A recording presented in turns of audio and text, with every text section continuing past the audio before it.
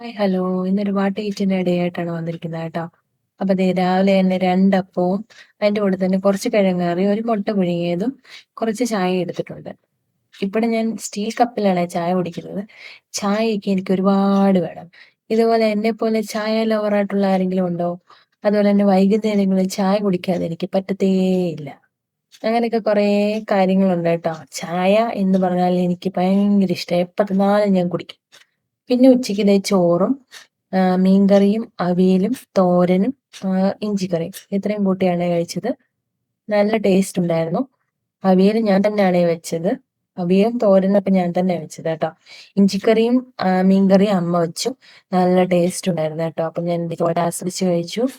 അത് കഴിച്ചു കഴിഞ്ഞപ്പോൾ എനിക്കാണെങ്കി കുറച്ച് സ്വീറ്റ് കഴിക്കണമെന്ന് തോന്നി കേട്ടോ. അപ്പൊ ദേ കുഞ്ഞിന് വേണ്ടി വാങ്ങിച്ച് കുറച്ച് അണ്ടിപ്പരിപ്പും അതുപോലെ ഒരു ഫ്രൂട്ടി ജ്യൂസും ഫ്രിഡ്ജിൽ ഇരിക്കുന്നത് കണ്ടു. അപ്പം ദേ ഞാനത് എടുത്തോണ്ട് വെച്ച് കഴിക്കാം കേട്ടോ. അപ്പൊ ഒരു 2 മണി 2:30 ആയപ്പോ അത് ഞാൻ കഴിച്ചു.